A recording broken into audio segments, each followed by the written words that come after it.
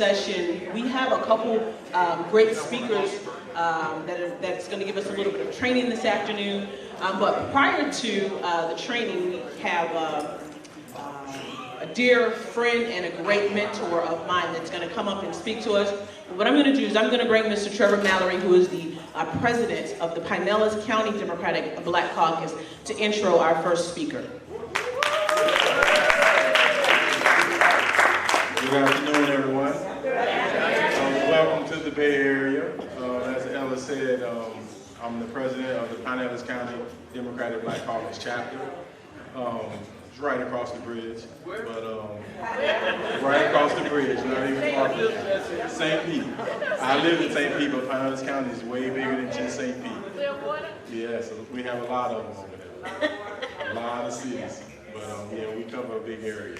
I want to stand up here and say thank everyone for coming. I know you guys got the message this morning about how we're going to move forward from today. I was your candidate, or I am your candidate actually, for second vice president. So I was running for that position on the state level. But I'm not going to stand up here and talk about me. We're going to get this ball rolling. I'm going to introduce you guys to a young lady that I've known for years. She's our chairwoman of the school board in Pinellas County. I don't know how long exactly she's been there. I'll let her tell you that, but it's been a long time. And it's good as being a father. For me, being a father of 4 daughters, it's good to see a strong woman like this young lady in the leadership position, and she does it very well. She's going to talk to you guys about the education and what it does and what it means for the youth and the children in our community, especially the ones that look like us. So with no further ado, Ms. Renee Flowers.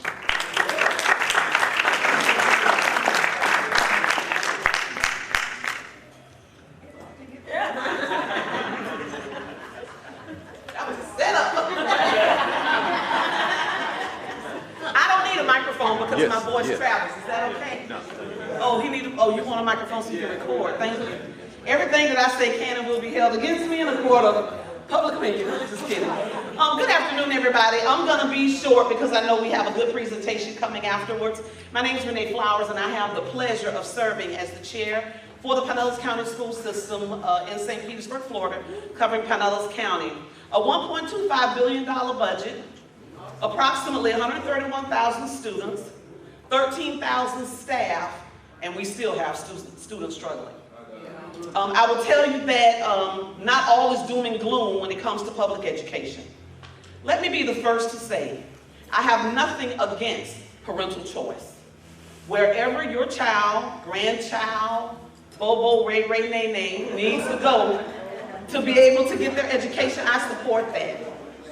What I don't favor is taking away dollars from public education and channeling them elsewhere. That's the part I don't favor. Just provide them their own line item. That's all I'm saying. We have teachers who go to school for 4 years, graduate with over $70,000 in debt, and are barely making $40,000 a year. No teacher should have to, and listen, there is respect in everything you have to do. But no teacher should have to stand in line to receive temporary assistance to needy families when they work a full-time job. When teachers touch every single profession that we have in the United States of America, I don't care if you're the janitor, I don't care if you're the president of the United States. If you got a diploma, you got it from a teacher. So we need to be able to provide them with that level of respect. Couple of good things in Pinellas County. Yes, we had an 86% graduation rate that exceeded the state's graduation rate. In Pinellas County, we had the most amount of African-American males that graduated. 56% of the total graduation class were African-American males. And I'm not talking certificate of attendance, I'm talking high school diploma. We also have set up several programs where our students can receive an AA degree while they are also working towards their high school diploma, so that when our students graduate, they already start as a junior at a 4-year institute. That decreases the amount of debt that they have to go in, and it puts them on a positive track when it comes to future employment.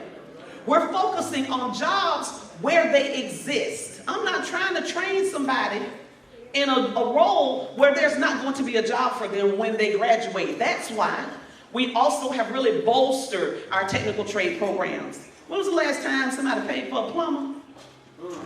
How about on the weekend? When was the last time you had to pay someone to come in and do renovations on your home? What about automation? What about technology? So all of those technical trade fields are fields where minority individuals can also go into entrepreneurship, opening their own business, hiring people from within their community, and stopping that vicious cycle of income inequality. It can happen. So I'm excited to be here on today. I'm excited to be an elected official. I've been in the role since 2012, Trevor. I served for two four-year terms on city council in the city of St. Petersburg. I was president of the Florida League of Cities, the second only African-American woman in 86 years that served to lead that organization. The gentleman that was in the role that I am now, his name was Lewis Williams, Mr. Lou Williams, fabulous man, was a teacher, area superintendent, assistant principal. His lifelong dream when he retired was to become a school board member, and I managed his campaign efforts. And it was interesting because he wasn't that political type. He just wanted to help students. But he went in for a very minor procedure, and he never woke up. And that was hard for me. Because I got to know him and his family, and he had just started doing the work. His tagline was keeping the main thing, and the main thing was children. So after we got over his passing, I told my community, I said, hey, whoever you want me to help, I will manage their campaign for free. We just want to make sure we keep someone who's focused on minority children. And so the community said, we thought maybe you'd do it. And so that's how I got here. I wanted to finish his checklist. And I did just that. From the beginning of my tenure, I have checked off the things that Lou had on his list for education. And I've been very proud to do that. So I want to thank you all for everything that you're doing. Make no mistake, the election is coming up in 2020 is critical. It is imperative that nobody stays home.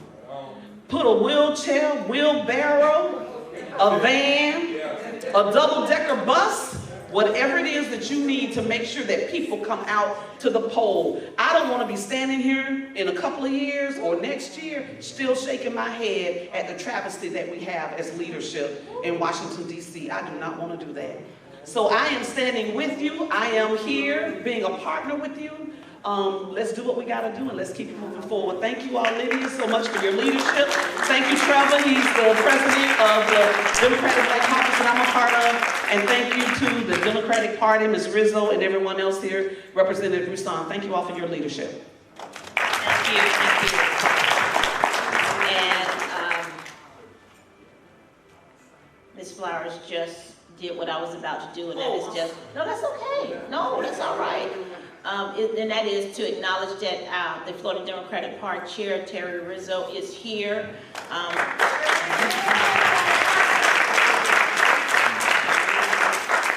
She will be giving greetings tonight, giving a little message of what's going on with the FDP, which is our governing body, on this evening at the gala. So we thank you once again. We know everybody's pulling at you. And everybody complains to you. So we want to just say at this time, thank you for everything you're doing. And also Mike Coleman is here, who is over the campaign committee for the Florida Democratic Party. So anyone that talks to me about my numbers and all of the data that I come up with, if I can't find it, I call Mike.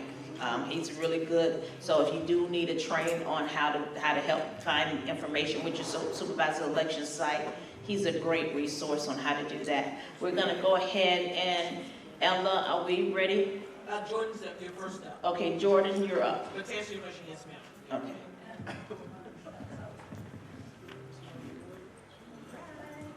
Good afternoon, everyone. I'm back. So for those of you who might not know, my name is Jordan Pride. I'm the president of Hillsborough County Democratic Black Caucus. Woo! We welcome you all to our county, and we appreciate y'all being here. Just so we kind of have a backstory, I'm going to be doing a data training for you all on how to enter your data. I actually did data for the state of Florida for Next Gen America last year in the midterm election. So I did all of the strategy as far as picking targets, selecting precincts, the groups of people that need to be inputted into the conversation to pull out a certain amount of votes. And that's what I did for Next Gen. So I'm really excited to be here. Thank you all for having me, and thank you for letting me do this. I need you to sign it. Excuse me, Jordan. Sign it. Jordan, there are people in the room that may not know what Next Gen America is and what the important role you had in it. Sure. So could you please just tell No us? problem. Yeah. So Next Gen Florida specifically, it was the largest youth engagement program the state of Florida had ever seen. The CEO, Tom Steyer, put about $3 million into the state to create student activists across 40 different college campuses throughout the state. And our goal was to engage millennial age range, 18 to 35, and connecting with them on the issue. So I spoke about that earlier. That's how you connect with young people. You bring the issues to them, connect in that way, and show them the power in that way. So that's a little bit about Next Gen. All right. And I needed Keith to sign in for me because all my passwords are on my laptop. Thank you. Yeah. Thank you.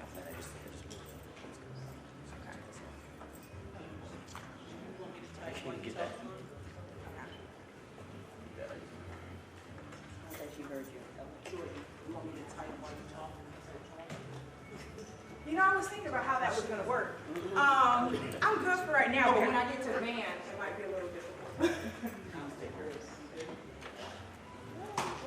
There we go. Don't knock the thing. Okay. Let me get on this side. All right, so data training. Why is data so important? Can someone give me a quick answer why they think data is so important? And I did these trainings a lot, and I like feedback. I like to induce the crowd. Numbers don't lie. Numbers don't lie. Very important. Any other reasons? Numbers can be manipulated. Numbers can be manipulated. Well, you want to focus on, because you can find your focus. You find your focus, absolutely.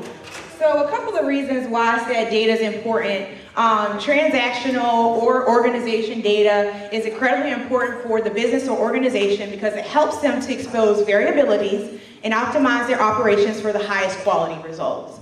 In addition, when data is retained well, it allows opportunity for individuals to uncover hidden patterns and correlations, aka develop some strategies. Patterns can create competitive advantages and result in benefits of your business or organization. All right. Question. Who all in here keeps a running list of all the folks you encounter on a daily basis that you want to engage as voters? Anybody have a running list of everybody? Anybody else? Anybody have a running list?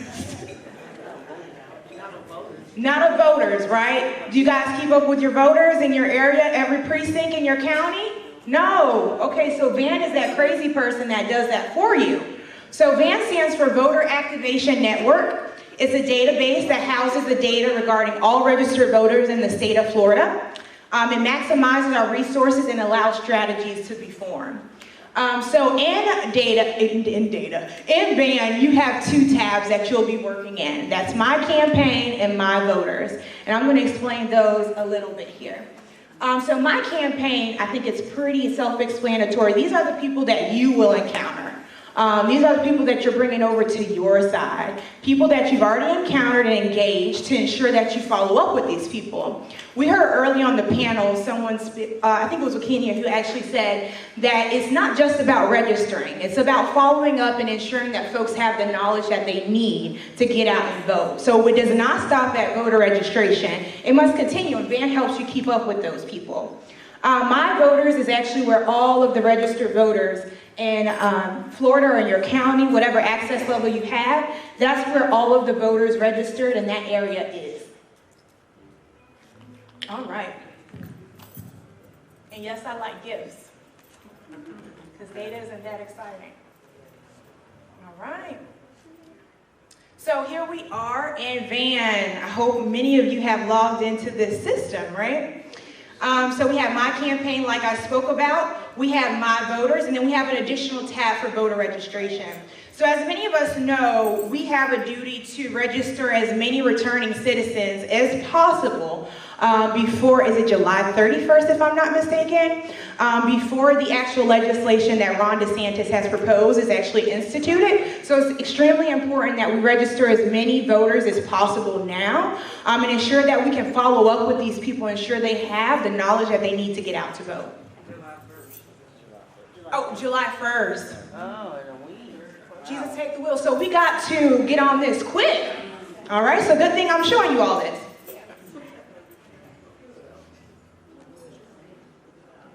All right, so backing up, sorry, I'm just clicking. So this is our home page. This is our main dashboard. A couple of quick things. So to look someone up, you actually go to Quick Lookup.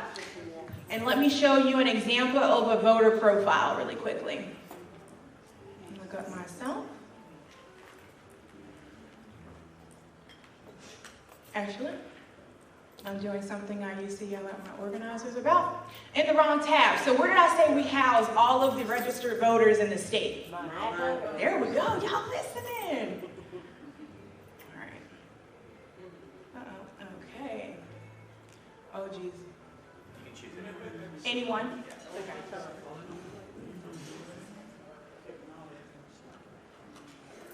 All right, I'm going to look myself up just to give you an example of what a voter profile looks like.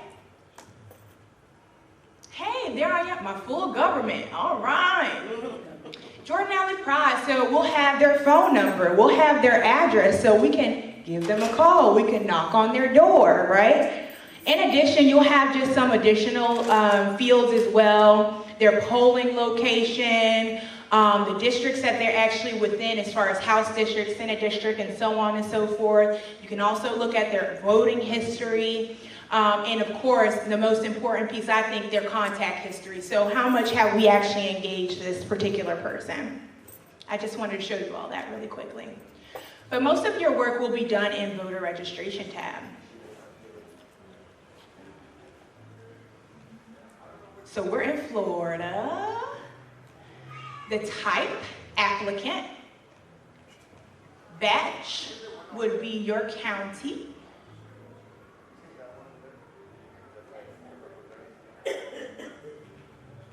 Contact to how, that's depending upon how you contact them. Most of the time, I'm sure it'll be walk, encountering folks out at events and in the streets.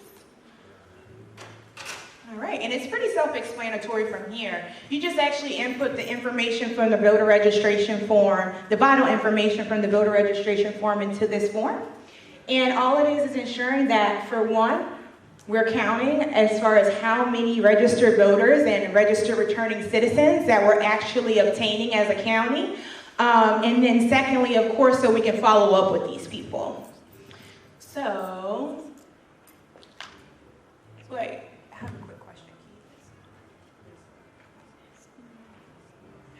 Where is the part for Hillsborough County Black Caucus? How do you ensure it's under batch? Choose batch. That's going to be by the. It's just by the county. Yeah. This is a little bit. Okay. So this is a little bit different just because he has all of the access of Florida Democratic Party, but most of you all will see Hillsborough County, your particular county, Black Caucus, as far as being able to choose those batches. And that's how your chapter will actually get credit on how many people that you've actually registered, and those turn into dollars. So that excites me. And I'm sure all of us can take advantage of that. And most importantly, we should be registering our returning citizens and empowering them. I wanted to be brief.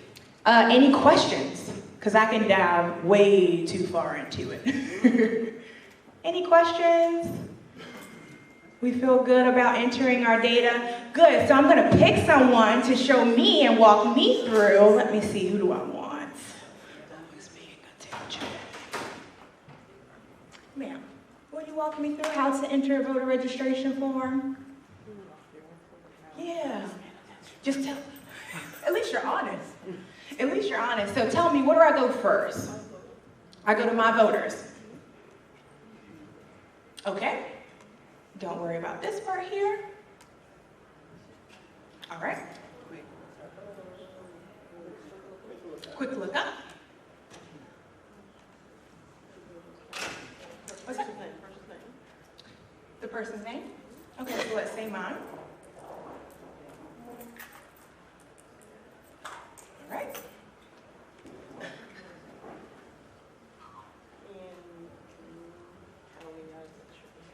So this is how we get to voter profiles, right? All in my voters houses who? All the voters in your. All the registered voters in the state. And what is my campaign used for? You want to get back to registered voters. The people that you encounter, right? Right. All right, so where will we enter voter registration, you think?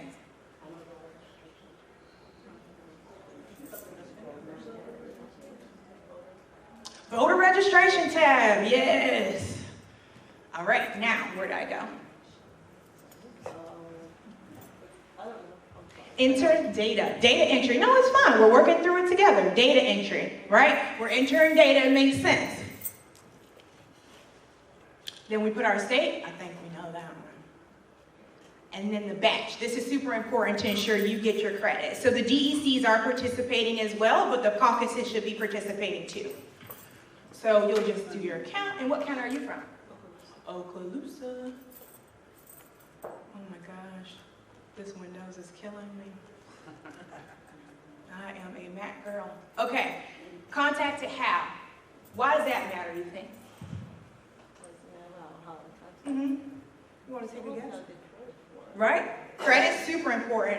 Also, I think of it as an opportunity for you to kind of remember the interaction that you had with that particular individual. So if I say walk or phone, okay, I know it was a phone call then that I had with this person. And then hopefully I will have additional notes about this person as far as how we might have engaged them, maybe what their number one issue is. And let me show you guys actually how to do that.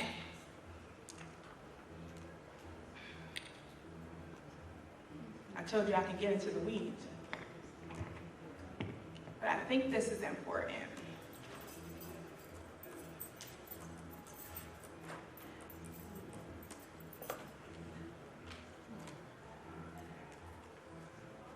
Notes. This is super important. So another reason why I think this is important is it's not necessarily going to be always you that may re-engage that voter. So the next person, you want to set them up for success, right? And ensure that they know what the voter top points are. How do we resonate with this person? How do you think we can really turn them out and mobilize them? So in particular, maybe this particular person cares about healthcare. I will put in here, cares about healthcare, a good topic to connect with. He's interested somewhat in voting, but I think he needs a follow-up, right? So those are type of things that you can place in these notes to ensure that we're re-engaging, but most importantly, we are organized when engaging folks. We're not going through asking them the same questions over and over again. I know some of you all probably got really sick of people calling you during election season, texting you. Next Gen did a lot of that. Texting you a whole bunch of times. So just ensuring that you remain organized. I think that's the biggest piece in this. And this tool will absolutely help you do that. Any addition? Yes. And so you could go ahead and pull reports and everything from here. So if you wanted to figure out a way to allocate your resources. Right. By pulling the report. You can pull it, can you pull it by data items, or do you have to go into a certain report? Yeah, when you say report, what exactly? Like if you wanted to have, instead of this being online, if you wanted to pull out the data, everything that I see. Exporting. Yes. Or everything, take for instance, all the persons in a certain county that you were able, who were interested in healthcare. Could you pull out that note as a data item and pull that out to have a report, a standalone report for that? So, without digging too much into the weeds, there's actually something called survey responses, survey questions.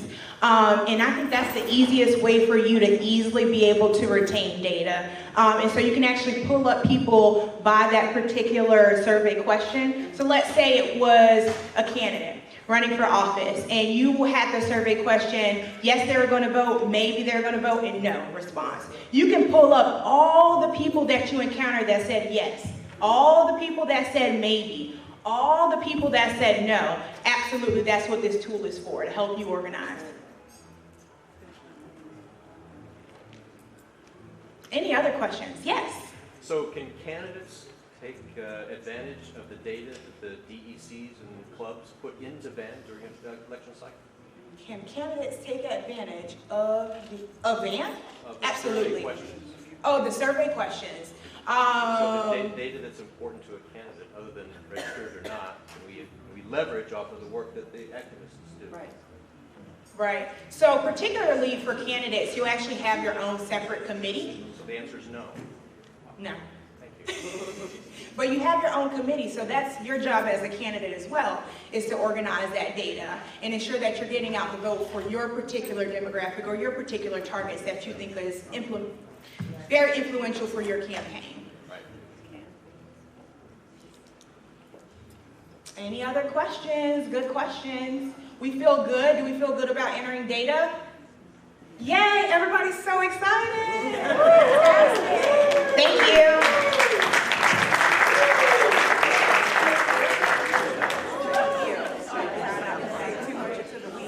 Oh wait, y'all have to appreciate my last slide. Last slide. Thank you, Keith.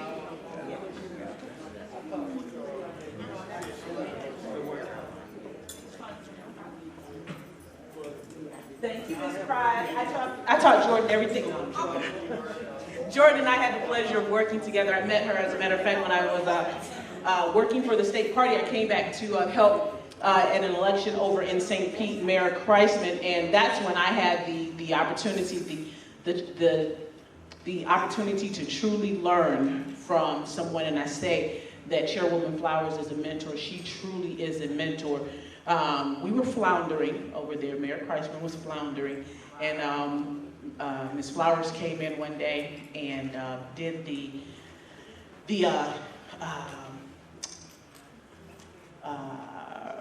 get out the vote. She was charging folks, hey, we're gonna knock doors today and here's what we're gonna do. And that from that moment on, his campaign caught fire.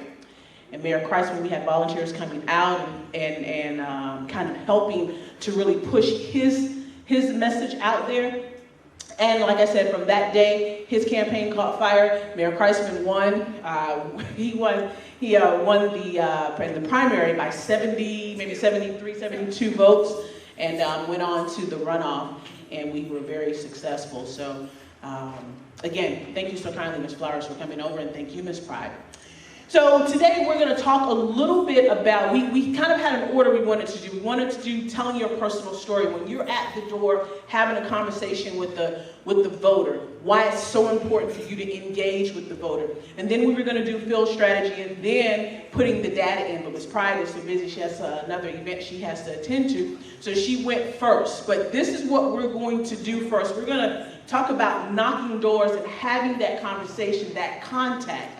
And then Keith's going to come and talk a little bit about field strategy, field tactic. And then once you've done the work, knocking on the door, you'll go back home and input that data. So don't forget anything Jordan taught you. It's going to all kind of circle around to, we want to make sure you put our data in. So we're going to talk, like I said, about personal stories. A personal story at the door is you just simply telling the story of your why, the message that kind of concisely encapsulates why you are running or volunteering for an issue or a candidate. It connects you with the people through a shared experience. I should probably put on this side. So there are 4 points, there are 4 points to areas to telling your story. The challenge, which is your why. Maybe?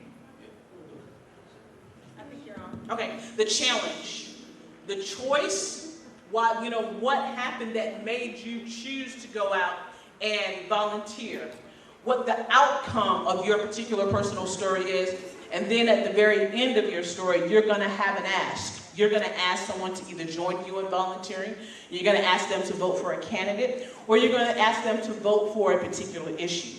So there are 4 segments to your personal story. You don't want to tell a bad personal story. And, you know, if it's your story, it's not bad, but you want to make sure that the way that you tell your story, you're going to engage and interact with the voter. I don't know.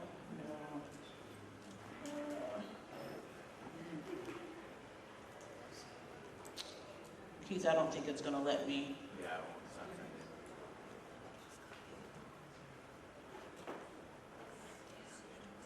I apologize because I wanted you to hear.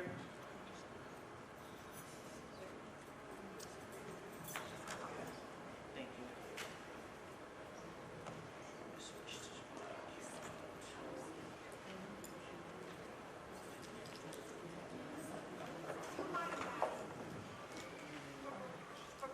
Running for president is nothing compared to that first game of basketball with my brother Craig.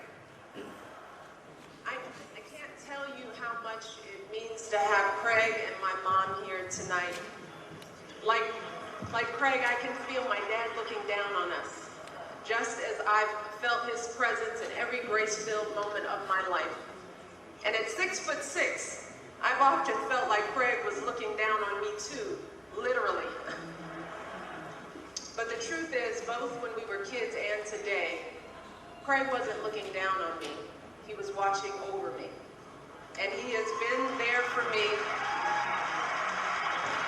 every step of the way since that clear day, February 19 months ago, when with little more than our faith in each other and a hunger for change, we joined my husband Barack Obama on the improbable journey that has led us to this moment.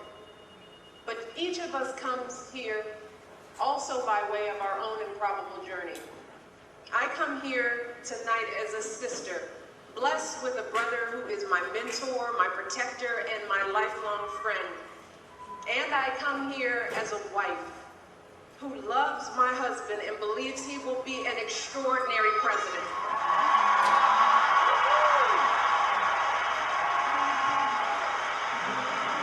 And I come here as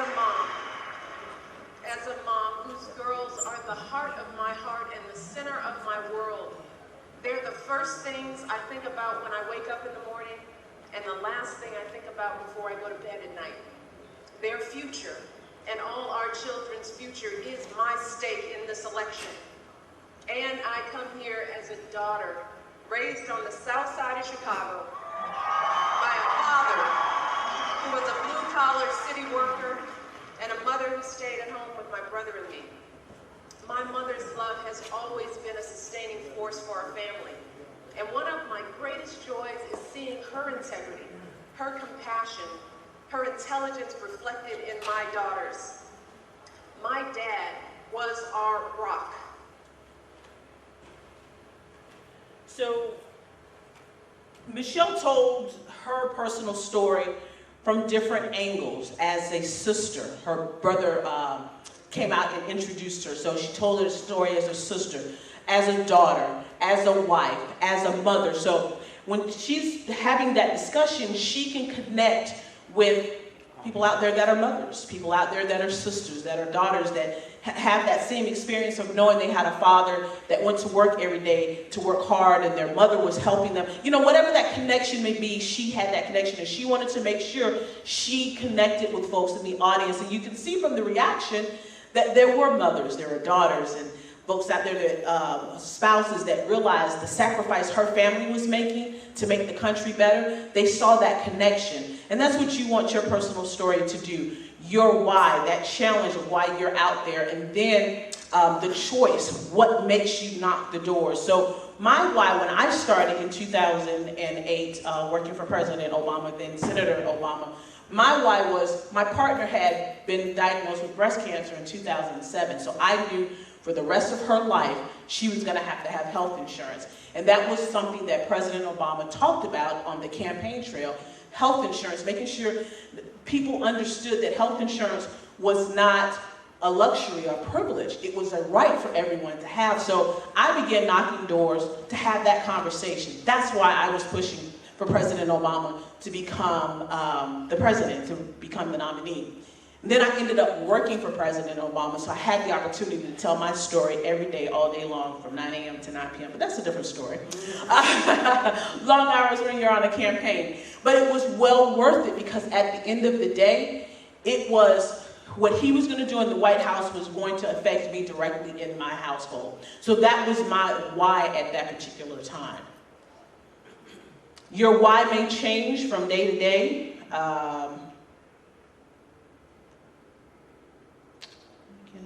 That's why I can't get back to it. Okay. Your why may change from day to day. One day it may be about healthcare, it may be about education. My original why when I got into politics years ago, I ended up taking custody of my 5-year-old nephew. And I was in college at that time, and when I took custody, he didn't know his ABCs, he didn't know his colors, he didn't know anything, but he was second week in kindergarten. And so my life was put on hold there for a while, because now I'm playing catch up to a 5-year-old who didn't have a lot of connection to me. It was my older brother's son, but that became my why. But my drive became because he didn't have someone that was in his life that thought DPK was important or Head Start was important. I had to fight every year and every day for him, but for every year to kind of help get him to that next grade, I had to fight. So at that time, what I did, my challenge, I took my challenge to help other, whether it was a parent or a grandmother or an aunt or an uncle that had kids in school. I started an after-school program that was going, that we did the after-school tutoring, but we also went during the day to the schools here in Hillsborough County. If a parent was working, they couldn't go have a parent-teacher conference. The students that were in our after-school program, we had someone who would go into the schools and have those parent-teacher conferences with the teachers during the day. So that was the challenge I had. How do I solve that problem for parents that are working? Because I knew that was a big issue for me. So the challenge, I came up with the after-school program, and I went in and made those visits, and then in the afternoon we had the students engaged in activities. But your challenge, when you're creating that story, you want to invite others to be connected to you. You're not going to have a long conversation at the door with them, but you're going to just talk briefly about why you're doing what you're doing. Your story opens you up to your audience. You can become very vulnerable, but it gives you an opportunity to share with the person at the door so that they know how authentic you are about your candidate or the issue that you're talking about. It also tells why you're doing what you're doing. You want to pick your why, your challenge that you're going to talk about. It can be something that's happened specifically to you or something in the past. But you will have someone along that journey that will relate to it. If it's education, you know, you may knock on a door that they don't have kids in the house that's in school right now, but they may have grandkids, or they may have a niece or a nephew. So somewhere in your story, there's going to be something that's relatable. But if you don't feel like you have that connection at the door, ask the voter what's important to them. Or does this issue, how does this issue affect you, so that you can at least have some sort of connection with them. Make sure your descriptions are very vivid. When I talk about my nephew, I talk specifically about him not knowing his colors and being the age of 5, but not knowing your colors, not knowing letters, not knowing numbers. And then you're sitting in a classroom where everybody else is maybe a little ahead of you or maybe not, but that challenge that he has, you know, you want to make sure that they can see, they can imagine what's taking place at that time. So you want to make sure that when you're telling your story that you have some vivid examples. So our choice. We have a choice in how we handle our adversaries in life, adversity, excuse me. Or continue going about our lives. That seems like we continue going about our lives. We can help others in a similar situation. What's compelled you to go with the former or the latter? So now I understand what that is. I apologize. So your choice. So we're talking about going on in our lives, whatever our challenges may be. When you're talking with folks at the doors, we want to know, we want to ask them what their issue is, what their problem is with that particular subject. Why does the education system not work for you? Why does healthcare not work for you? Is it because you can't afford healthcare? Is healthcare not provided for you? Medicaid expansion, the fact that the state did not accept it, how did that affect you? So you want to ask at the door how those challenges, those issues affect them, because now you're engaging the voter at the door. The outcome, Michelle Obama does it very well. Her lead-in phrases, and she talks about it. I have another little clip there. She talks about it, but she says, I remember the moment. She talked about when her and her brother were growing up. She remembered a particular moment. Or I learned this during this particular time in my life. Or I'll never forget the day that this may have happened. So it connects the teller to the listener when you're talking about, I remember when this happened. But consider your audience when you're having the conversation. If you tell at the door that maybe healthcare education is not important to that person, kind of, be able to understand your audience at that time. And again, it gives you an opportunity to ask them what's important to them. So you want to choose a universal moment of something that everyone can kind of connect to. It may be about a pothole. The issue in your community may be a pothole that hasn't been fixed. So that's something that kind of brings everybody together on the block, because we all keep hitting the same pothole. So choose a universal moment if something should change. And here we go again with the request. This next clip is going to be former First Lady telling her story in 2012, what became important to her family, as they entered into the White House.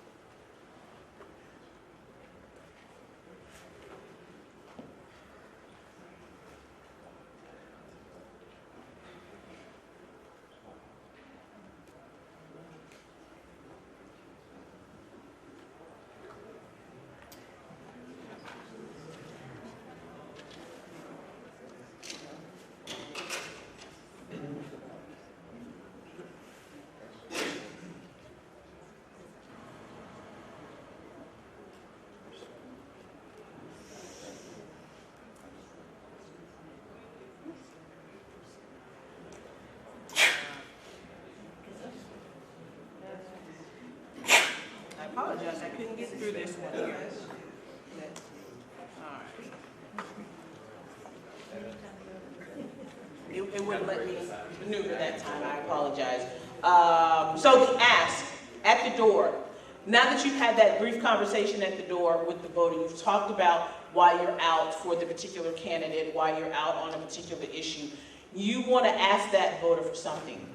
Even if it's just the vote on the issue, the vote for the candidate, that's fine. But if you've had a great conversation with the voter, you want to ask them to do the same thing you're doing. Ask them to, if it's just to talk to neighbors on their particular block, you want to give an ask, have an ask, something that they're going to now kind of have some skin in the game as well. So make sure you're making that ask. You collect that information. If you're just volunteering that day, maybe you're out doing voter registration, you want to make sure when you collect their information, you're getting it back to the person that maybe reaches out to new volunteers. And you want to do that quickly. You want to reach out to a volunteer within 24 to 48 hours, someone who's indicated they're going to volunteer, while they still kind of have that fire in their bones, and they're excited about whatever the topic may be. Any questions on this here? Anyone have a personal story that they'd like to tell at the doors, that they'd like to share, their why? Anyone? There's a point of curiosity. Yes, sir. How effective is this approach that you just presented? The personal story, telling the personal story? Yeah. Well, if you're at the door knocking and you don't, if you can't share with the person at the door why you're out there, then they're most likely really not going to want to take that time to have the conversation. You're only going to get about 10 to 15 seconds when you knock on the door and someone engaging. You want to go right into why I'm at your door. Have that conversation, but you have to have something that's going to connect them to you. So you being able to kind of open yourself up to them actually lets their guard down. And that's the important thing, that their guard is down, that they're willing to listen to you. And that's what makes the personal stories effective for you at the door. Yes, ma'am. Ella, what we have been experiencing, and I don't know, I'm here because we need to be refreshed. Absolutely. Because it's very challenging, trying to register the returning citizens is very challenging. And it's like no hope, no, they have no belief or anything. But the one we registered, we did 2 days, the 13th and the 17th of this month, because we're trying to beat that July 1st. Yes. So we were trying to figure out how can we connect, because it was like we were just hitting the wall. And so what we started saying, asking them if they're registered, if like registered vote. And then I just said, do you want to get rid of the, I'll use that clown that's in the White House. And believe it or not, and I'm not saying to do this, I was just trying to figure out how we could do it. And the minute we say something like that, it's like, yeah. It's like, are you tired of what's going on with that person in the White House? Yeah. Would you like to register to vote? Yes. And believe it or not, one day we registered 17 people. And we kept trying that. We were trying it. And then the next day, we went out 13th and the 17th, we registered 11 people. And we're talking about returning citizens. Right. So it's like you've got to, the personal thing, we've tried all of that. But when we say, are you tired of it? Do you want to get rid of that? It's like that's the connection. That's the connection. And that's fine, because that's still a personal story, because he's affecting our everyday life. So healthcare is a threat, and I said I originally volunteered for president in 2008 because of what happened in 2007 in my household. But in 2018, that became an issue for me personally. I was diagnosed with breast cancer, and so it became an issue that I knew that I had to have health care the rest of my life also, so then it became very, very personal for me. But what you did was, you realized that I had to do something that was going to connect them and get them to have their personal feelings and what affects them come flooding to their mind, and that snaps for them that yes, the person that's in that White House right now representing us to the world is not doing us justice. So if that's the connection, the hook, then that's fine, whatever it works. Education, again, I can be at the door talking about education. People may not care about education because they don't have kids in the educational system. They may not care about health care. You're going to have to figure out very quickly, a very short period of time, what's going to connect you to your audience, connect you to that person at the door. And yes, it's going to be trial and error sometime. Yes, sir. Yeah, so I just have 2 points. The first thing I would advise is that whatever personal story you have when it's yourself as a candidate should be short. Absolutely. Key points, key staples, and hopefully it can tie into some type of question at the end of that. So, are you registered to vote? Or have you heard of the candidate before? Which I find really helps, because if you ask them have they heard of the candidate before, they kind of think to themselves like, I haven't. Okay, well let me tell you more about the candidate. Right. And then later on in the campaign, you keep asking that question, you'll notice people say, yeah, I've seen this sign around, so you know your campaign is going in the right direction. And number 2, a huge thing I do is I try to pay attention to cues in the environment. So if you're walking up to a house and there's a whole bunch of trees and flowers, and then you see a sign that says certified environmental house maker, now you know what issues they kind of care about. And there's no one size fits all. Absolutely. Absolutely. Pay attention to that. Great points. You definitely want your personal story, again, needs to be short, less than a minute, because you may not be able to keep that voter's attention very long at their door. They may be doing something back in the house, so you want to make sure that your personal story, your why that you're at their door is short, and most certainly you do want to pay attention to those cues. You want to know what's going to connect you to that particular voter at the house, so you can tell a personal story as to maybe one day why I did something in the particular environment, and this is why I'm out knocking doors today. Absolutely. Great points. Thank you. Yes, sir. Voter apathy. Are we being effective? Do we have a surefire approach to that dilemma? Probably if we had a surefire approach to it, we would not be dealing with 45 right now.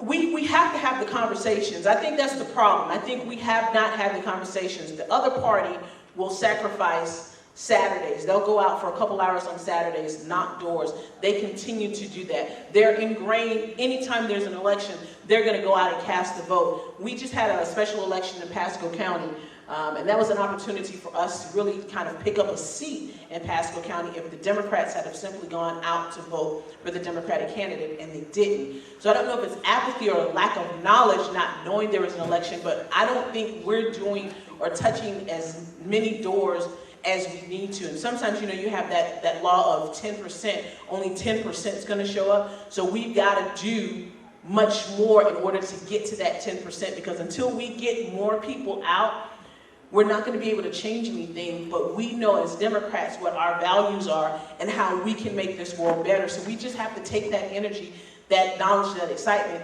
and make sure we tell everybody. Even if it's not a formal day of knocking on the door, every time you go to the grocery store, you should remind somebody, hey, are you registered to vote? You could just be standing there waiting for your time to come up. Hey, are you a registered voter? If not, this is where you can do it. Let me give you a form. That's just got to become a part of who we are now, to make sure that more people are engaged and involved. There is a lot of apathy out there, but it's going to take us just having those interactions every day to kind of start that movement. All right, thank you all. Thank you all, appreciate it.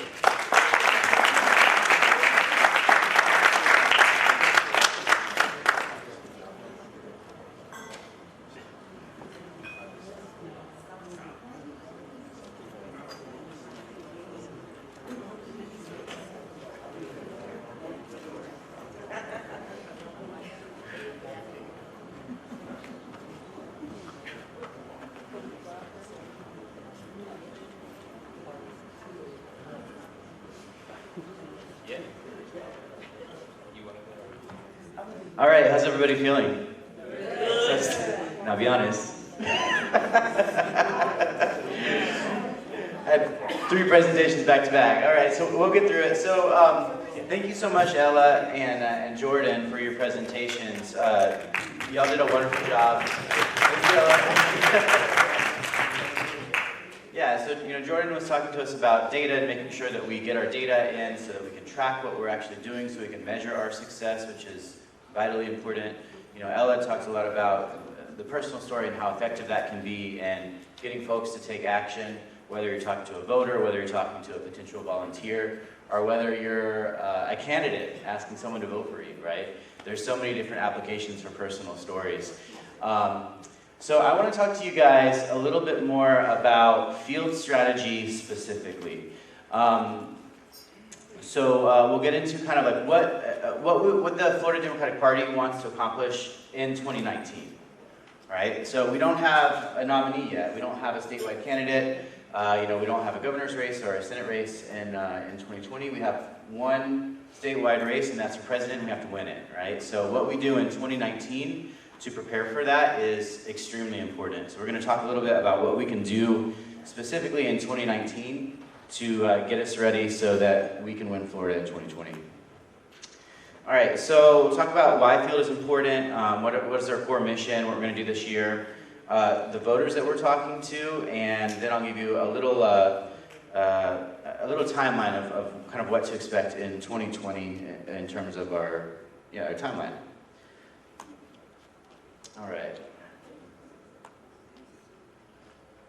And for those, and I'm sorry if I didn't introduce, I feel like everyone already knows me. My name is Keith Hardy. I'm the Community Engagement Director in the Panhandle, so Northwest Florida. Really happy to be here and talking to you guys today. So why is field important? Well, Florida is the 1% state, right? So everyone in this room is very involved, and everyone knows how close our elections are in the state of Florida.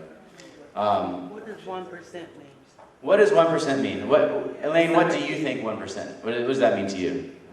Only 1% of the national? No. You tell me.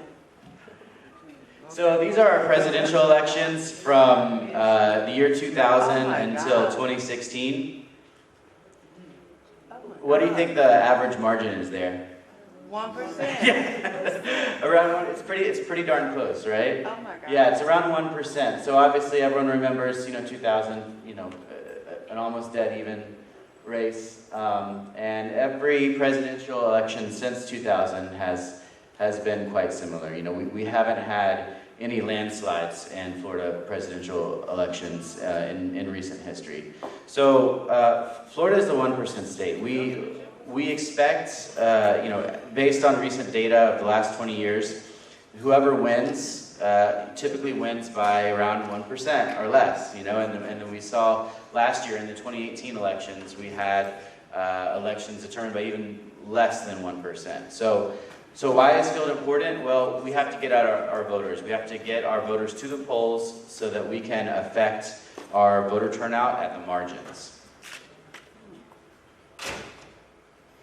All right, so what exactly are we doing in field? We're building relationships between the Democratic Party and the community. We're recruiting and training volunteers, and we're leveraging personal asks to get our supporters to take specific actions that have a tangible effect on getting more votes. So let's break that down a little bit. What do you guys think when you talk about specific actions that will get folks to the polls? Like what are some things that we ask people to do? Vote, okay? That's the most obvious and most important one. What about before they vote? Register to vote. Yeah, what else we got? Volunteer, go knock doors, make phone calls, enroll and vote by mail, right? So in field we use, everything we do in field is based on person-to-person asks. So it's, I'm going to someone's door, I'm asking them to take a specific action. Will you register to vote? Will you enroll and vote by mail? Will you go vote? Will you volunteer for this campaign? Will you make phone calls, right? And so, in the year preceding the election, building relationships is going to be extremely important.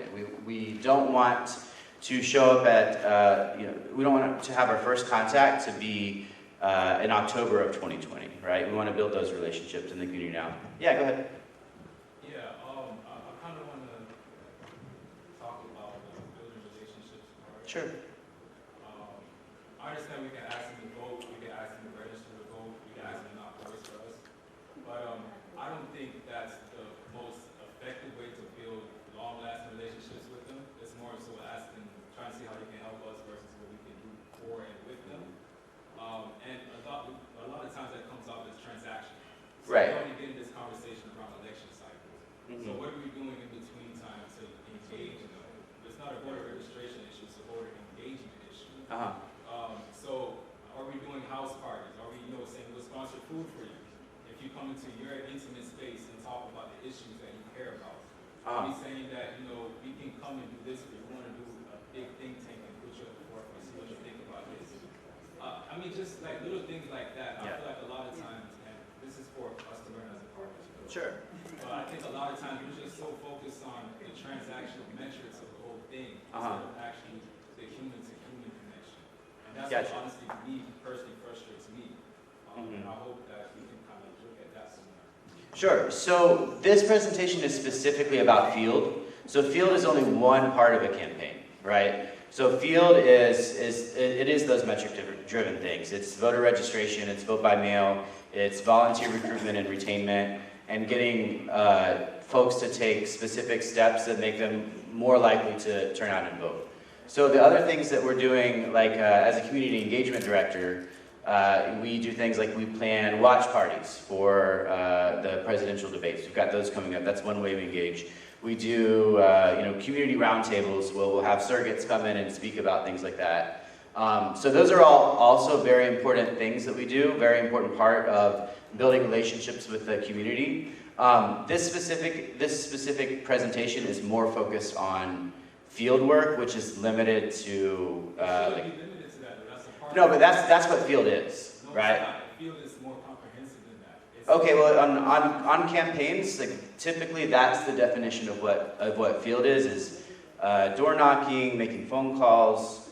So the other things like the community engagement side is also very important, but on a campaign we don't typically refer to that as field. That's more like political work or community engagement. So this, I and think the young man is Yeah. correct. We got to stop the insanity of doing history for the future, when history has not rewarded us properly. So why do history? Let's look at some different ways to accomplish what we need to accomplish. I apologize for interrupting. Yeah, and I 100% agree with that. And we do a lot of different things on a campaign and with the party. So like we do like the roundtables or the panels that the Black Caucus hosted this morning. That would be an example of community engagement, right? So like talking about issues. So but when we talk about field, that's just what field is only one part of a campaign, right? So it's not the entirety of the campaign. It's just one. We're looking at one specific part of it. Well, let me give you my story. What's that? Allow me to give you my story. My story is that we're talking about the 1% margin here. And if we keep hopping on that and not change the dynamics, we're going to still be there. 1%. But half the time when you're out in the field, especially where we live in Northwest Florida, you don't even get to the door. If you say a Democrat, they don't close the door in your face. So how are you going to engage when you can't even get to the door? That's why we're saying you need to come up with a new way. That is not motivating the voters to vote or get out. You have to give them something new. And you're not doing that. You're not saying that. That's the point. That's exactly the point. Excuse me? Yeah. What is your recommendation, young lady? What would be different? I think it depends on the area you're in. You know your community. So let me give you you know an what example. certain I'm things. in a rural area. All right. Let's say I'm in Walton County. Okay, so 10,300 voters. 80% of them probably registered Republican. There is 20%, which is, remember, every vote counts. 20% registered Democrat. Let's say that is 1,608 votes. okay, you're playing with the numbers. Right. So I'm Here saying, you in a rural community. Rural, yes. So you first of all, you shouldn't talk about parties when you're in a rural community that large or either that small, because what you want to engage is all those residents in that area. And once you get them, and I mean, you start small and you get issues, you go issues and issues, and eventually they're going to bring issues to you. And then you either within those issues will define what party you're going to vote for. Right, so for example, like one of the things that we do, I'll just give you some examples of how that all plays in together, because I'm sorry? Oh no, I was just talking about the field area and the issues.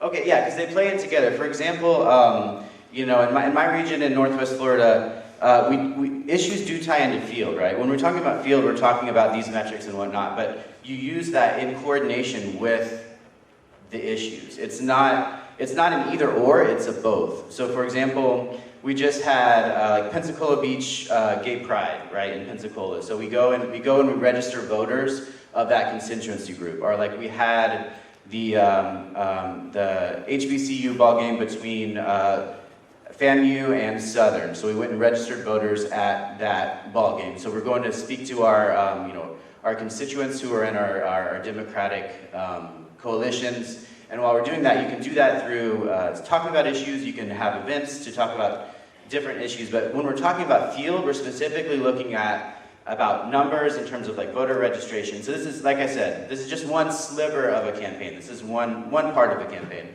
So let's move on. Let's table that. Really good discussion. Really appreciate that. And Mike, if you want to have a comment, that's great. Yeah.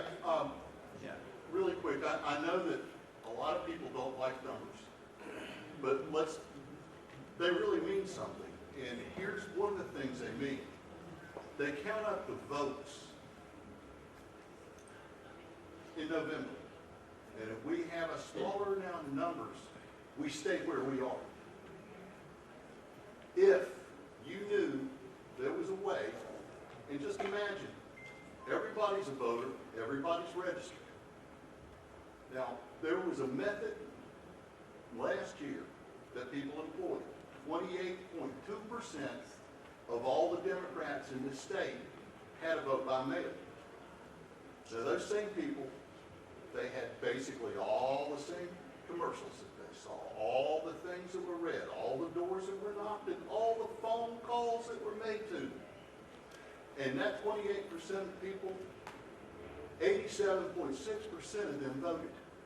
87.6.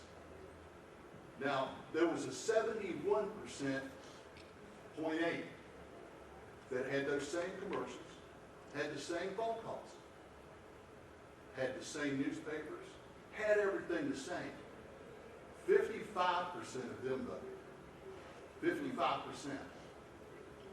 Same people, same Democrats, two drastically different results. It is certainly, when we get down to certain things in the world of voting, as much as we want to make it about the person and about our policies, Democrats know what the Democratic policies are, and most Democrats are very frustrated because they haven't had government enacting those policies for decades, because we don't win in November. What I think he was trying to say is, how do we get that 1% or 1.5%? And there are methods, and it does sound very cold sometimes, but when you come to that person and you have that relationship with them, and then we all know when we vote and we lose that relationship, they lose faith in you. Well, I'm And a I've heard that way. I am a numbers person, and I work in statistics, and I've been working in the last 25 years, so I know what you're projecting and why you project it, and at the same time, what you have to infuse into that injection in order for it to work. Because if you've been doing it and we are still at 1%, there's something wrong with that.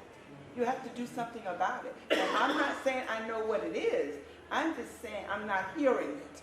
Okay, well, let's move on with the presentation, and I think that there's a lot of things that I'm sure that I'm missing, right? There's a lot of things, but I need to continue with the presentation because we could talk about this for a long time. I'm a member of this caucus, and my voice, I want to be heard. Yeah. These are one of the problems. We're not listening to one another to make the proper correction.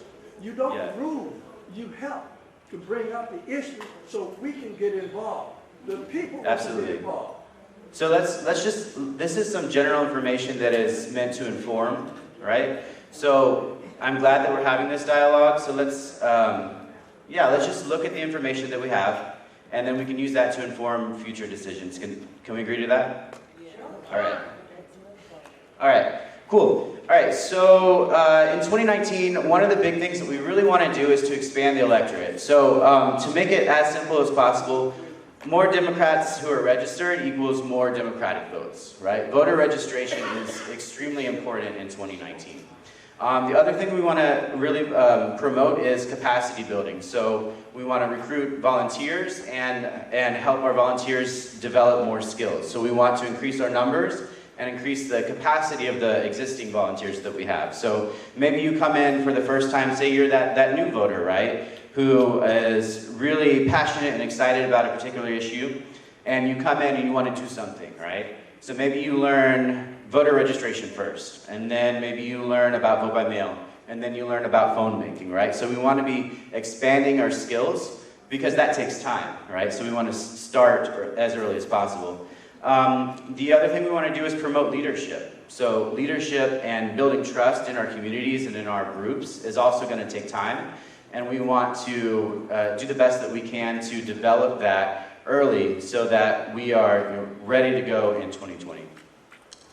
So let's talk about a couple of different models. So I'm only going to touch on this very briefly. But what do you see in this model? So like, say the dots are people and the arrows are the direction that they're going.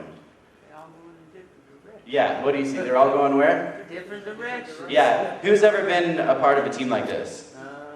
Most of us, right? So is this effective? No. Right? Yeah. Okay, what do you can just shout it out. What do you see in this diagram? All right. All right, so you've got one person who's in the middle, and what are all the arrows representing? So think of the arrows as like tasks. But we're all going for the same goal.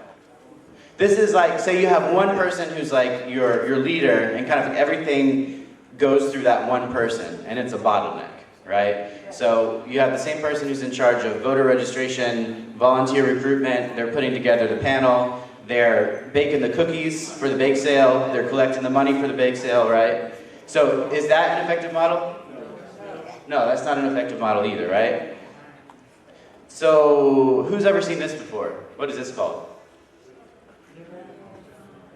This is called a snowflake model, right? So this is the model that the Obama campaign developed when he ran in 2008. I mean, it's existed in various iterations before that, but this is really what Barack Obama ran his organizing plan on. So you have sort of a field organizer in the middle, or a group leader, and then you have different leaders who are reporting to that leader who are captains, right? They might focus on a specific task like voter registration or phone banking or canvassing, right? And then the smaller dots are the volunteers. So that way you have the distribution of labor in a way that everyone has a defined role and that there is room for volunteers to learn and to grow. So if you're one of the dots on the outside, then you can become a canvas captain, then you can move up to being a field organizer, right? Or you can be a group leader.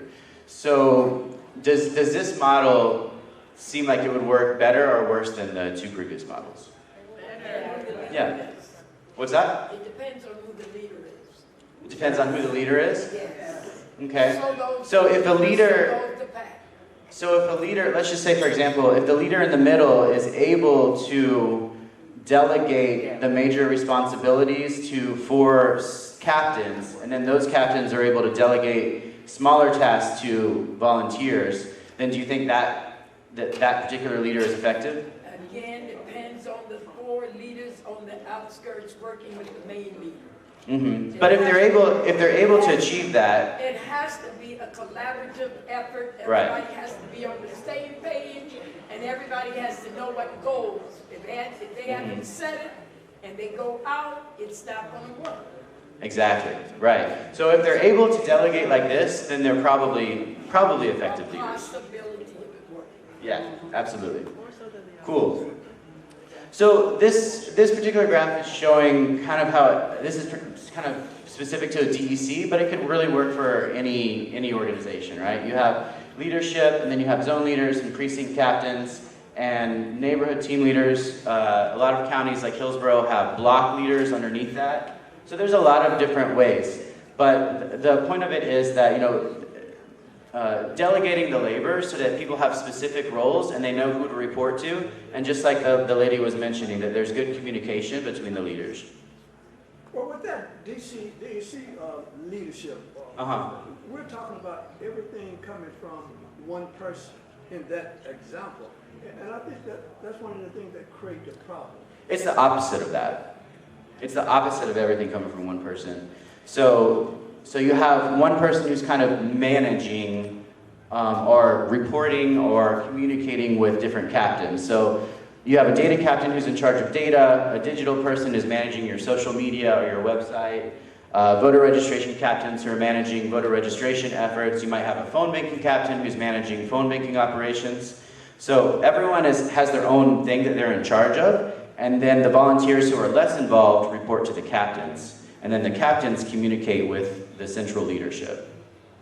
So that way, just as you said, you're exactly right. It's super important that there is not just one person doing all the work. The work is delegated to a group of people, and that when they have that trust, they're able to work together effectively. Yeah. All right, so what can we do now to move more voters to the polls next year? Who can shout out some ideas? In 2019, what can we do to make sure that we move voters to the polls in 2020? Start educating. We can diversify decision making, not just from the top down. Like regional caucuses. Yeah. Like regular input from the field, and not just tell people what to do all over the state, because every city, like someone has already mentioned, is different. it's more the rural versus urban too. Because my urban is not the same as another urban. Right. So we don't have enough diversity in the decision making. We don't have enough diversity in the decision making. Sure. And we just don't have enough. Okay, so empowering people from the bottom up. Well, no, having diversity in the hiring process. Having diversity in the hiring process? Okay. The same stuff that we fought to get EEOC to make cities more diversified, we need to do it within the party. Okay. Now, the other party doesn't have to do that because they're monolithic. Right. We're not monolithic. We are Right. diversified. The problem is we don't take all of the diversity and move it to the top and communicate back and forth, up and down. Gotcha. We don't Okay. do that. All right, so diversifying the party and expanding the decision making. Diversifying the decision making. Until we lose again. But if Okay. diversified, we won't lose. All right, diversifying the decision making. Sandy, thank you, sir. I think, if I'm hearing what you're saying, you're saying that the Democratic Party at the decision-making level in those decision-making positions should actually be reflective of the Democratic Party. Absolutely. So if African Americans are 28 or 30% of the Democratic Party, then 28 or 30% of the decision-making positions above your level should be reflective of the membership in the Democratic Party. I think that's where you and including regional, urban and rural. Because one of the things that as I was listening to the workshop earlier, and it was great that the guys were talking about things that they were doing. But we live, as you know, in a county, in a rural area that's 77% Republican with less than 10% African American. And we have a whole different way that we have to work in order to get the vote out. So I think there's diversifying the leadership of the Democratic Party to reflect the membership of the Democratic Party, and then diversifying the methodology to reach to people in different circumstances regionally. Great. So diversifying the methodology to be more community, like localized decision making, being locally specific, right? Yeah, the reflective of the membership of the party. And reflective of the membership of the party. Okay, great. Thank you, Cindy. Sir? I think the Democratic Party as a whole, national, state, local, I think we're recreating a model that doesn't work for us. But what we're talking is like, what can we do? Yeah. We're recreating a model that works with the majority of the constituents that have money. It's a corporate model. It needs to be more of a boutique model. Okay. Republicans can do that because majority of their voters have a lot of money. They have millions and millions of dollars. So they can do that. When you're trying to reach the small, rural, everyone, you need to be in those spaces.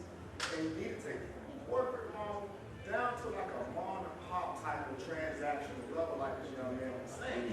It's transaction politics. Instead of just being so big and broad, we need to find a way to break it up because we have the answers. We keep asking the same questions. We have the answers. Okay, Bernie Sanders was so successful because he broke it down to the very, very common man, common woman. So we have these answers. How do we move and keep? We're talking in circles, and it's everyone as a whole. And I think we just need to break it down to that boutique, mom-and-pop type of transaction politics where we can reach these voters in these spaces. And I think if we do that, and we look at ourselves and say, hey man, are we too big? Have we become too corporate? Have we tried to become too too much shine? Gotcha. Okay, so thank you very much for that comment. Really appreciate that. Yeah, we'll come right back to you. So I want to move more specifically, and we're just about out of time, so I do want to wrap it up. But what can we do now to move voters to the polls? We talked about more Democratic voters equals more Democratic votes, right? Do we all agree with that part of it? No. No. You do not agree? Okay, go ahead. All right, so getting more people to become Democrat is not guaranteed that Right. Right now, we're saying this right here is going to be one simple thing is going to solve the issue. And all right, so I'm going to go back to the slide that you said about the snowflake model. Before you even mentioned that it was an Obama thing, I was saying, okay, this is a model that's something that looks like it can work. And then you said it was an Obama thing and it's something different that you tried. But that's the key thing, it was something different. And because it was something different is why we had our first African-American president. And he was a grassroots organizer, so obviously it was something that he understood, that he brought. And now you're here in front of us trying to tell us that we should do that. So what I'm saying is that what can we do to move more voters to the polls next year? There's no one simple thing like register more people. There's no one simple thing like do this. We have to, if you are an organism and environment and you are losing, you have to adapt, or else you will not survive. And right now you're coming to us with the same species that's going extinct. What can we do to adapt the party, the whole structure of the party, to actually survive, or else we are going to keep losing?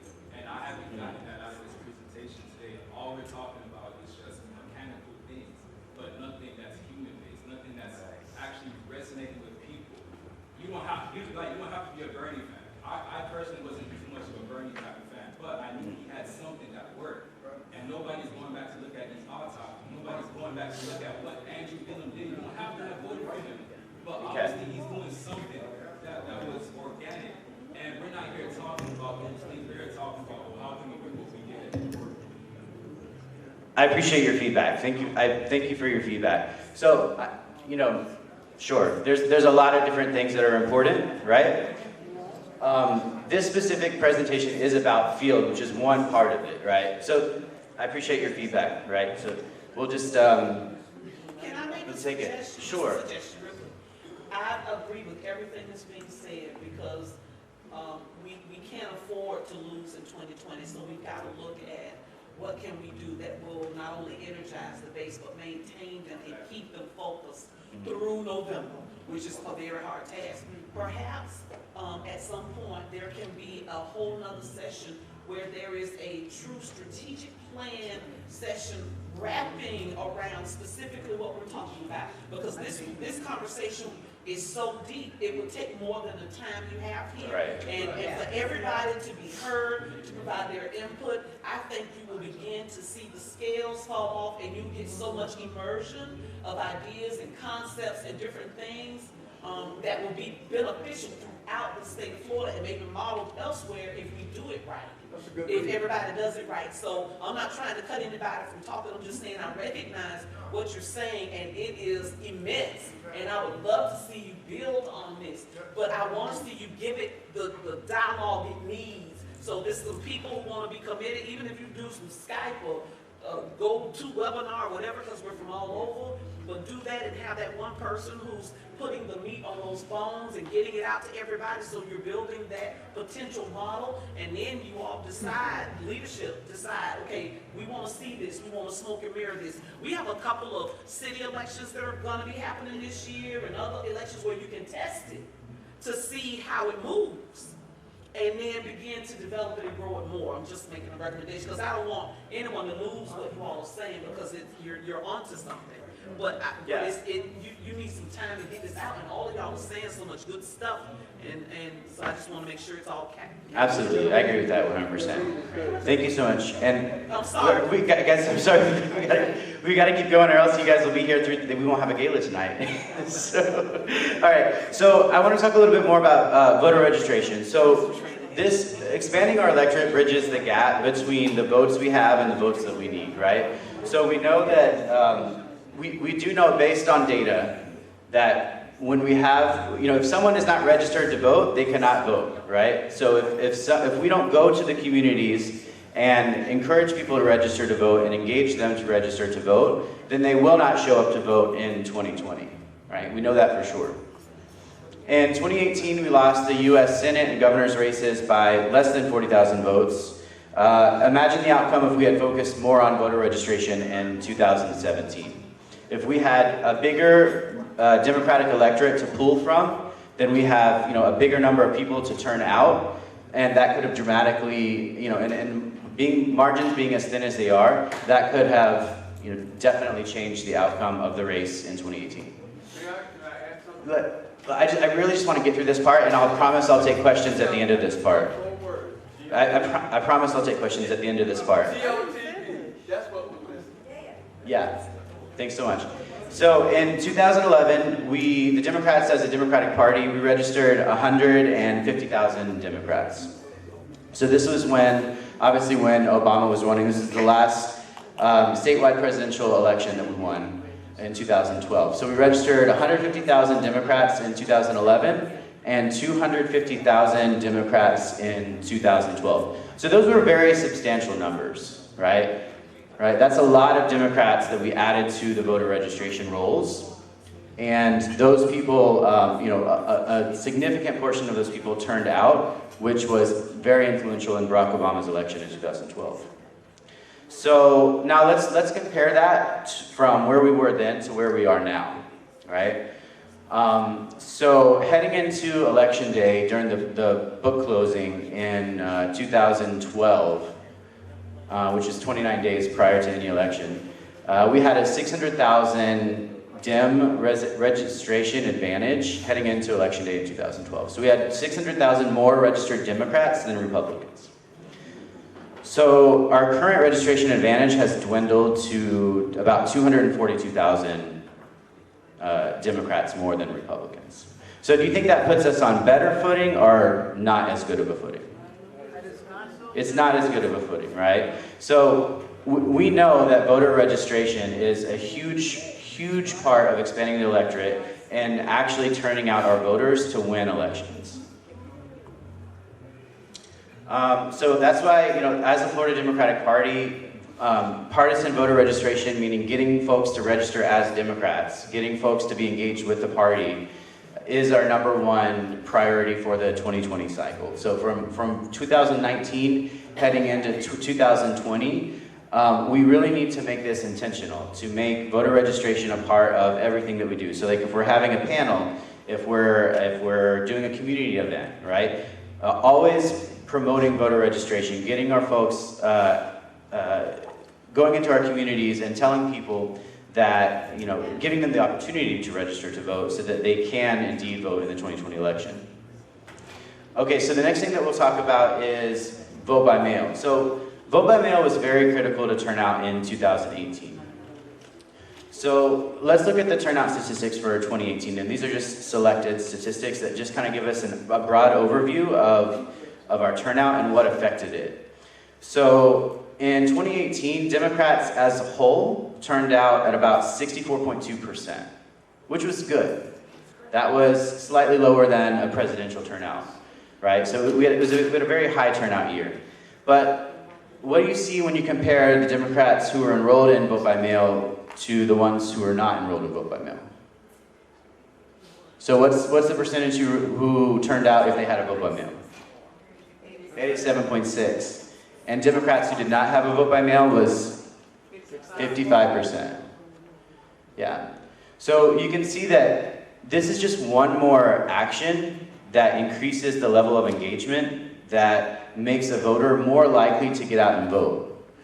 I like to tell an example. Has anyone ever gone to Barnes & Noble to buy a book? Yeah. So I used to work at Barnes & Noble when I was in college. When you go to Barnes & Noble, if you go to the customer service center in the middle of the store and you say, I'm looking for Harry Potter, they don't say, okay, Harry Potter is on aisle 4. You walk that way and take a left and look for it by the author's last name. They don't do that. They take you and they say, you're looking for Harry Potter? Okay, let's walk there. They take the book off the shelf and they put it in your hand. When they take that book off the shelf and they put it in your hand, you're much more likely to purchase that book, right? Vote by mail is very similar. So when your ballot comes to you in your mailbox, you pick it up. It's one more reminder that you need to vote. Whether you turn that ballot in by mail, whether you mail it back, whether you go early vote, or whether you go vote in person, receiving a vote by mail ballot is just one more reminder to go vote. And voters who do enroll in vote by mail are dramatically more likely to get out and vote. And that's why we want as many people enrolled as it in this program as possible, because it does dramatically affect the turnout. Now, presidential elections are slightly higher than midterm elections, so we expect that voters who enroll in vote by mail to turn out at a rate of 90% or higher during presidential elections, and that's based on historical data. So if someone is registered as a Democrat and is enrolled in vote by mail, that's 90% of a vote, right? If you look at the numbers. So let's talk a little bit about who we're talking to, about voter targeting. So we reach out to different voters for different things. So who's heard of this breakdown before? The hot, warm, new, and cold? Have you guys seen that before in different presentations? Yeah. All right, so hot voters, they're obviously the voters who vote in consecutive elections. They turn out at 95% in presidential elections. So when you do volunteer recruitment calls during phone banking and you get lists from either your DEC or your field organizer, these are the voters that you're likely to call. You're going to call folks who vote in most presidential elections and midterms. They voted in the last 2 consecutive elections. They're much more likely to volunteer. Now the warm voters, they tend to miss elections sometimes. So they typically miss midterm elections rather than presidential. But they are about 70% likely to turn out in presidential elections. And they make up about a quarter of all of our Democratic voters. New voters they have registered to vote since the last election cycle, but they haven't missed 2 consecutive elections yet. And they turn out at about 64% in presidential elections. So that's why this group of voters, the new voters, are a big target for 2019, getting more people registered to vote. Reaching new voters. So we'll talk about a couple tools that we have. So partisan voter registration. So we know that across the state, everything is different in every community. So if you go to a community where you have majority Democrats, then your voter registration techniques might be different than if you go to like Santa Rosa County, or if you go to Walton County, right? Where you have a lot more Republican voters. So I wanted to give you a couple of examples. So like, if you guys are looking to register Democrats in these Republican areas, like who here comes from a majority Republican county? Just so we can get a feel of the room. What are some ways that you guys have been successful reaching out to register Democrats in majority Republican areas? You can just shout them out.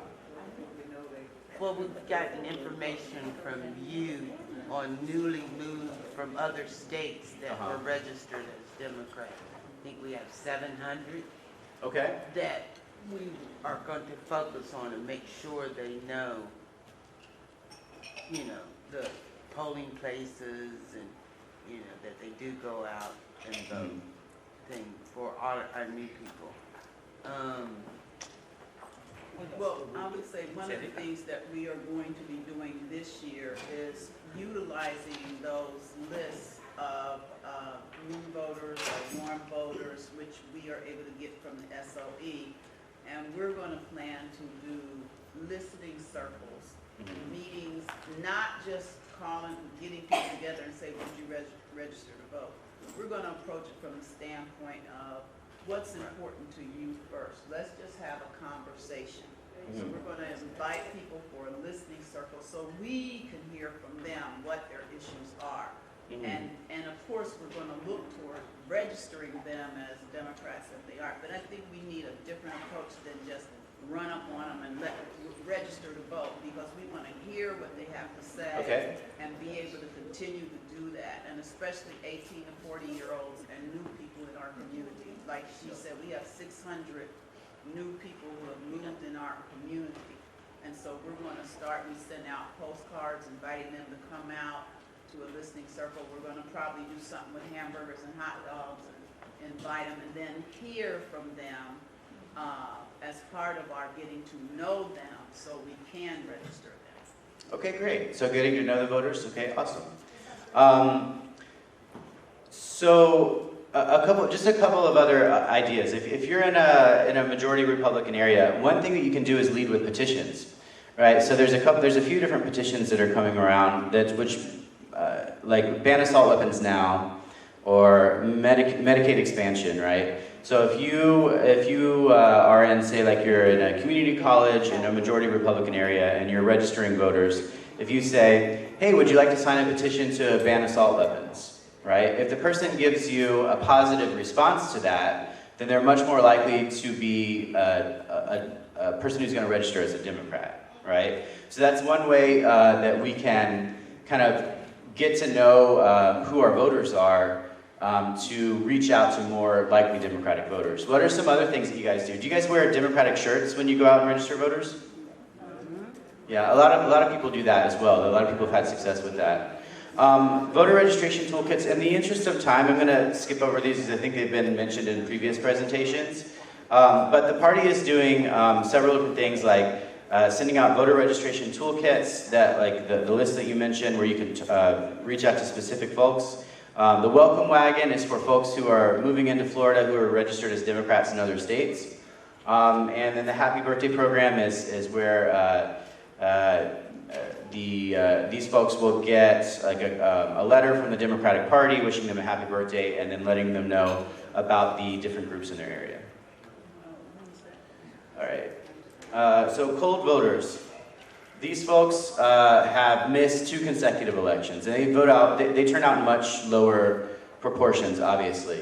One of the most effective ways to, in terms of field tactics, to get a cold voter to actually turn out in an election is to get them enrolled in vote by mail.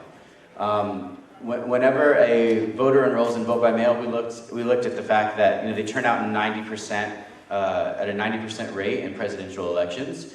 So this is one tactic when layered in with the other things of talking about issues and community outreach that is an effective way to convert someone from a non-voter into a voter. Okay, before and this is the last slide that I have, the breakdown of hot, warm, new, and cold. Does anyone have any questions or discussion about that before we move on? Yes, ma'am. We very seldom, well, I can say in the county I live in, which is Duval, we very seldom focus on cold voters. And I think that's part of the issue. The hot Dems, yes, you need to place some focus on them, but they're going to go vote. If we put some kind of emphasis on those cold voters, perhaps you could get some of them interested and engaged and get them back out to vote. Yeah. Absolutely. And what are some things that you guys have done in Duval? On cold voters? We haven't. That's my issue. Okay. That's what I'm saying. Well, things like community roundtables, I think, are a great way to invite folks who are not engaged. Like if you have an issue that's very specific in one particular community, or even like one specific school, make it as local as you can, That's one way to get folks out to talk about issues and then segue that into talk about voting. In my region, for example, right now, we're doing a Hispanic voter outreach program, and we're visiting Puerto Rican restaurants primarily and tiendas, like little supermarkets, and we're working with folks. We're handing out like disaster relief guides for not disaster relief, hurricane preparedness guides for the summer. And at the same time, we're doing that offering voter registration. So folks that might not necessarily come out specifically for something political, but they care about, hurricane preparedness, right? So that's an excellent point, doing community events and different kinds of community outreach and tying your voter registration, your outreach into things that might not necessarily be overtly political. And I think it's a great way to reach out to cold voters. So thank you for that suggestion. So this is a sort of generic timeline of what a coordinated campaign will look like in a presidential election year. So obviously we don't have a nominee yet. We won't have that person until around this time next year, or whenever the convention is next year. But this is kind of a general expectation that you can have. So we'll be doing voter registration throughout 2019 and 2020 up until 29 days before the election. We'll be promoting vote by mail up until, right now the deadline is 6 days prior to an election is the last day you can technically request a vote by mail ballot. Capacity building, that's training. Hiring field organizers and staff and opening offices. That might stretch out past July, but generally you want to get the majority of that done by the end of summer. And then pre-GOTV, which is like vote by mail chase, and early vote, which is extremely important. That happens in October all the way up until GOTV, which happens obviously the last several days of the election leading up to Election Day. Thank you guys so much. I really appreciate all the dialogue and feedback.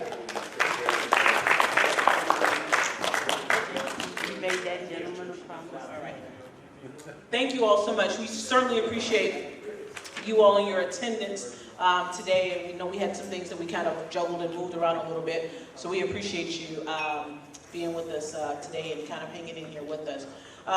Just to wrap up a little bit, Keith and I both are CEDs with the party, which is, thank you sir, which is community engagement directors. So regardless where you are in the state, you have a community engagement director that works in your particular county through the Florida Democratic Party. Make sure you find out, learn, and work with your community engagement director. There are plenty of initiatives that are coming down, programs that are coming down through the party, and we have to be involved in each of those initiatives. If we are truly the soul of the party, we have to be engaged and in cohesion with the party. So make sure we're getting that information out. We have DNC, yes ma'am. With Andrew Gillum's campaign to register 1 million voters. Re-engage 1 million. Re-engage 1 million voters. I was wondering, are you active with him in that? Actually, that's number 2 on my list right here, really quick. Okay. DNC selection, that process has come out. If you all don't know how to become a delegate for the DNC next year, please check with your local DEC chairs. That process has come out. We need to be very familiar with it because you have to register to run to be a delegate, so make sure you get that information from your DEC chairs. Voter registration, there are incentive grants through the Florida Democratic Party. If we're doing voter registration, the party is giving out money to DECs. They're also giving out money to the caucuses. So make sure when you're doing your registration that you're doing it with the Black Caucus, you're putting that data back into VAN under the caucus so that your Black Caucus chapter can receive some funds. So with that, yes ma'am. It is still not clear to me about the money for the caucuses. I don't know about other caucuses, but you keep saying there's money for the caucuses. If we're putting it in there, where and how? Okay, so in VAN? I know how to put that word.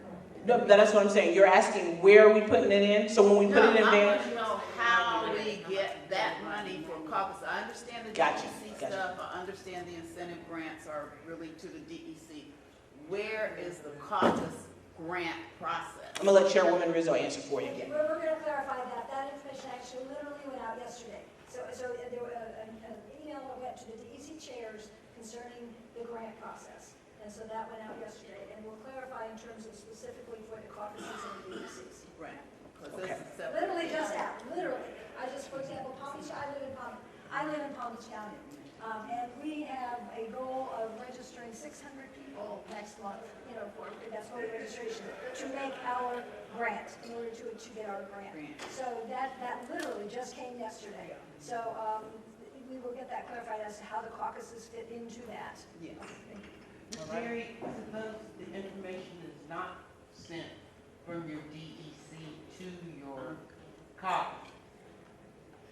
Is it just sent to the chair of your DEC? That's what I'm going to clarify. Okay, my bad. No, that's okay. No, we're going to clarify that. So just make sure everybody gets the information. Okay. But to answer your question, yesterday it was sent to the chairs. So your DEC, and that's why I'm kind of putting the onus on us. We need to reach out to our DEC chairs. So call your chair up and have that conversation with them. With that being said, yes ma'am. I have a question because, like we all, I think most of us in there may be precinct committee people. Yes. Who work for the DEC, and we also members of the Black Caucus. So where do we divide? Well, we go out because we're required from the DEC that we need to register folks, and we are required by the Black Caucus to register folks. So what happened with that? Can I get? And I'm an area leader, so I have to listen to Jeff Cole, but I won't have to be choking. Can we work to get an answer and get that answer tomorrow during business section? Okay. So with that being said, Mayor Gillum has an initiative for Florida that to re-engage 1 million voters here in the state of Florida. And re-engage meaning we can register them, or folks that are not voting, to get them re-engaged in the process. Along with that, the party has a goal of registering 200,000 new voters here in the state of Florida. Not new voters, Democrats. Democrats, there we go. Absolutely correct. Thank you for correcting that. Democrats, 200,000 Democrats. And here's the reason. I know we say if we kind of expand our electorate, then that's going to help us, and it will. President Obama in North Carolina registered 80,000 people. You know how many votes he won by? 14,000. But if he had not registered 80,000, he wouldn't have gotten to the 14,000. So we do have to expand our electorate. It's just kind of easy math for us on that. So our goal is 200,000. That's why the grant information went out on yesterday. So we want to make sure that we are working in conjunction to make it happen. But we're going to be the best representatives in our community to make that happen. Social media, make sure we're engaged in social media. Make sure we are, and when we're there, we want to hashtag everything. But you want to be engaged. You want to make sure your Black Caucus is engaged in social media, so kind of up our social media game. Debate watch parties. There should be debate watch parties happening in your counties next week, Wednesday, Thursday night. Find a debate watch party. Go make sure that your voice, our voice, is being heard, the soul of the party. And I talked about CED. So if you have questions about who your CED may be, Keith or I can help you with that anytime over today, tonight, or tomorrow. Again, thank you all so much. We certainly appreciate it. I think Jill has some announcements to give, some instructions for us. Thank you.